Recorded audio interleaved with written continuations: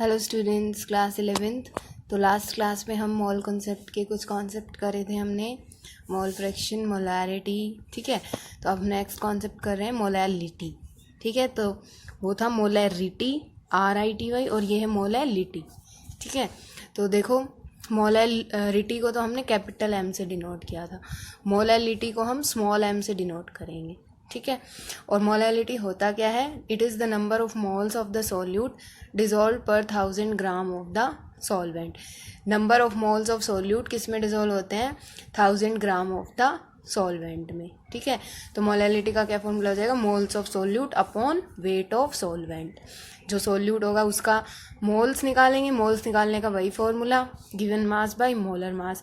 और नीचे क्या आ जाएगा? Wait of solvent. जो सॉल्वेंट होगा ना उसका वेट, जो गिवन वेट होगा वो उसका नीचे रखेंगे। ग्राम में होगा तो 1000 से मल्टीप्लाई कर देंगे, और अगर किलोग्राम में होगा तो 1000 से मल्टीप्लाई नहीं करेंगे। ठीक है, जैसे मोलैरिटी में किया था कि वॉल्यूम अगर लीटर में है तो 1000 से मल्टीप्लाई नहीं करेंगे, और अगर मिलीलीटर में था तो 1000 से मल्टीप्लाई किया था। वैसे ही मोलैलिटी में नीचे हम रखेंगे वेट ऑफ सोलवेंट, तो वो जो गिवन वेट होगा सोलवेंट का। ठीक है, अगर ग्राम में होगा तो 1000 से मल्टीप्लाई करेंगे, और नहीं होगा तो नहीं करेंगे। ठीक है, यूनिट्स क्या हो जाएंगी? मोल पर किलोग्राम। और मोलैलिटी को स्मॉल m से रिप्रेजेंट करेंगे। मोल्स ऑफ सोल्यूट को किससे लिखते हैं? नंबर ऑफ मोल्स n, और सोल्यूट के लिए b वर्ड, तो NB अपॉन ये वेट ऑफ सोलवेंट। W जो गिवन वेट होता है ना उसको W से रिप्रेजेंट करते हैं, और सोलवेंट के लिए A, तो नीचे वेट ऑफ सोलवेंट इनटू 1000। ठीक है, ग्राम में होगा तो 1000 से मल्टीप्लाई करेंगे, और किलोग्राम में होगा तो नहीं करेंगे। तो इसके बेसिस पे क्वेश्चन देखो। A solution of glucose in water is labelled as 10% weight by weight. The density of the solution is 120 gram per millilitre. तो कैलकुलेट करना है मोलैलिटी। ठीक है, तो आपको कल बताया था कि क्वेश्चन का सॉल्यूशन करने के लिए पहले जो हमारे पास चीज़ें दे रखी हैं क्वेश्चन में उनको लिख लेंगे। तो देखो किसका सॉल्यूशन है हमारे पास ये ग्लूकोज वाटर के अंदर डिजोल्व हो रहा है और सॉल्यूशन बना रहा है। ठीक है, तो ग्लूकोज क्या है? सोल्यूट है। ठीक है, और वाटर क्या है? सोलवेंट। तो सोल्यूट और सोलवेंट मिलकर सॉल्यूशन बना रहे हैं। और कितना? 10% वेट बाय वेट। तो कल आपको बताया था या तो मास परसेंट लिखा हुआ हो या फिर अगर ऐसे लिखा हुआ हो 10% वेट बाय वेट, तो इसका मतलब क्या है कि 10 ग्राम जो है ग्लूकोज, 100 में से 10% ग्लूकोज का, मतलब जितना भी परसेंट गिवन होता है उतना ग्राम सोल्यूट का, और जो 100 में से जितना वो गिवन होता है उसको माइनस करके जो बच जाएगा वो सोलवेंट हो जाएगा। तो 100 में से 10 ग्राम तो क्या है? ग्लूकोज, और 100 में से 10 माइनस करेंगे तो क्या बचेगा? 90 ग्राम। 90 ग्राम क्या हो जाएगा? वाटर। और दोनों चीज़ें मिला के क्या बना देंगी? सॉल्यूशन बना देंगी। ठीक है, तो ये ग्लूकोज का गिवन मास है, ये वाटर का गिवन मास है। ठीक है, और मोलर मास क्या हो जाएंगे इनके? ग्लूकोज का फॉर्मूला होता है C6H12O6। तो 6 × 6 हाइड्रोजन का 1 होता है एटॉमिक मास, और कितने हाइड्रोजन है? 12। ऑक्सीजन का एटॉमिक मास 16, और कितने ऑक्सीजन है? 6। ठीक है, तो 6 6 जा 36, 12 1 जा 12, और 16 6 96। ठीक है, तो इनका टोटल करेंगे तो कितना आ जाएगा?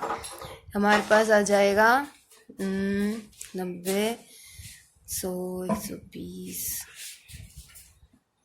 और 130। ये कार्बन का 12 होता है एटॉमिक मास, एटॉमिक नंबर 6 होता है, 12 6 72 होएगा, ये 72। ठीक है, फिर इनका ऐड करेंगे तो टोटल हो जाएगा हमारे पास 180 हो जाएगा। ठीक है, तो ग्लूकोज का हमारे पास मोलर मास कितना आ गया? 180। और वाटर का मोलर मास, वाटर का फॉर्मूला होता है H2O। तो हाइड्रोजन का एटॉमिक मास 1 और 2 हाइड्रोजन है तो मल्टीप्लाई में 2, प्लस ऑक्सीजन का 16, 2 1 जा 2 प्लस 16, तो कितना हो जाएगा? 18। तो ये वाटर का मोलर मास, सोलवेंट का मोलर मास, और ये उसका गिवन मास, ये सोल्यूट का गिवन मास, और ये हमने निकाल लिया उसका मोलर मास। ठीक है, तो ये सारी चीज़ें आ गई हमारे पास। अब हमें निकालनी है मोलैलिटी। मोलैलिटी क्या होता है? Number of moles of solute, यानी given mass by molar mass और नीचे वेट ऑफ सॉल्वेंट और इनटू में 1000।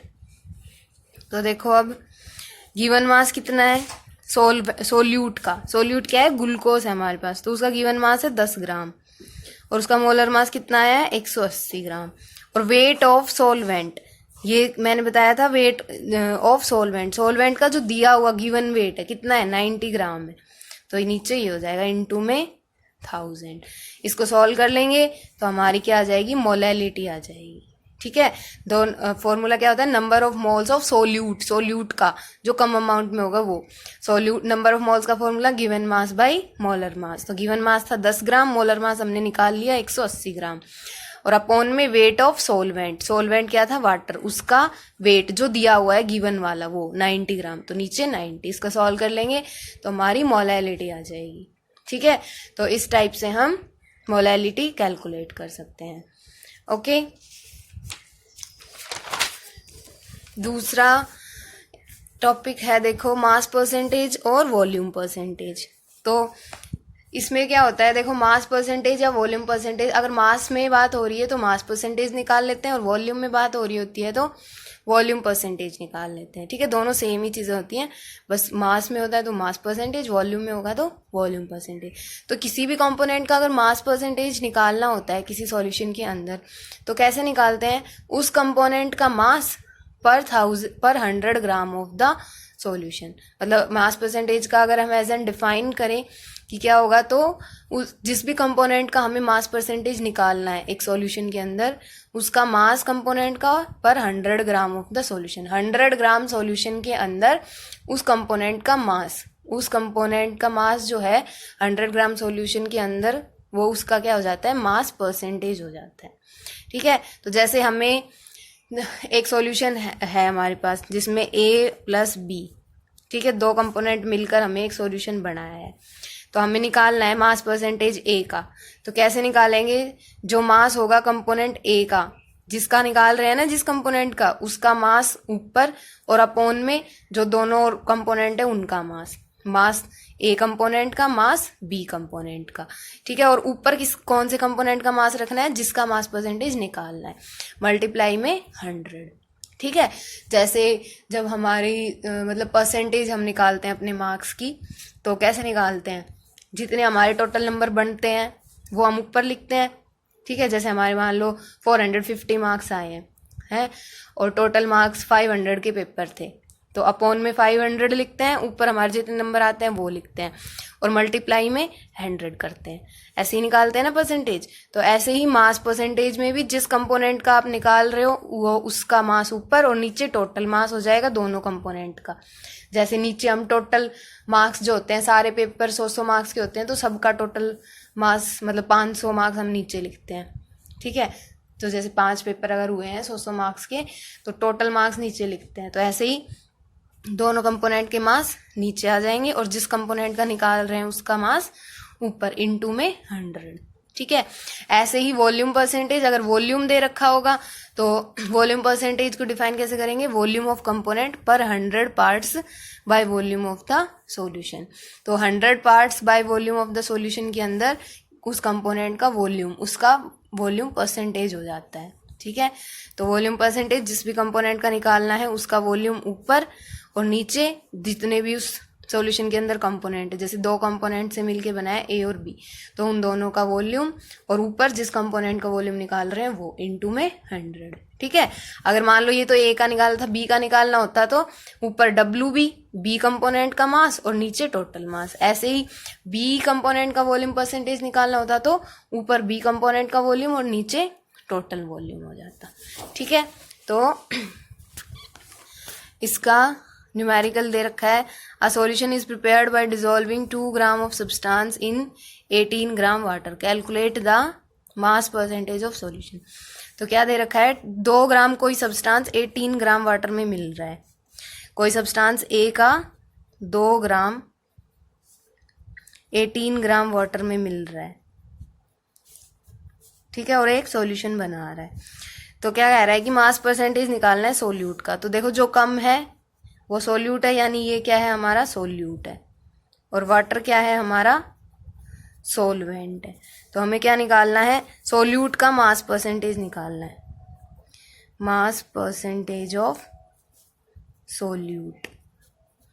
तो मास परसेंटेज सोल्यूट निकालने के लिए उसका जो गिवन मास है सोल्यूट का वो ऊपर लिखेंगे 2 ग्राम, और नीचे दोनों जो कंपोनेंट है जग सोल्यूट और सोलवेंट दोनों का मास, तो 2 + 18 मल्टीप्लाई 100, तो 2/20 इंटू 100। ठीक है, इसको सॉल्व कर लेंगे तो ये आ जाएगा 10%। ठीक है, तो मास परसेंट ऑफ सोल्यूट क्या आ गया, 10%। इसी टाइप से वॉल्यूम परसेंटेज भी हम निकाल सकते हैं, मास परसेंटेज भी, सोल्यूट का भी मास परसेंटेज निकाल सकते हैं, सॉल्वेंट का भी। ठीक है, तो ये हमारा मास परसेंटेज, वॉल्यूम परसेंटेज और मोलैलिटी। ठीक है, तो मोल कॉन्सेप्ट के सारे टर्म्स हो गए हैं हमारे। इसके आगे के जो नेक्स्ट टॉपिक है वो हम करेंगे नेक्स्ट क्लास में।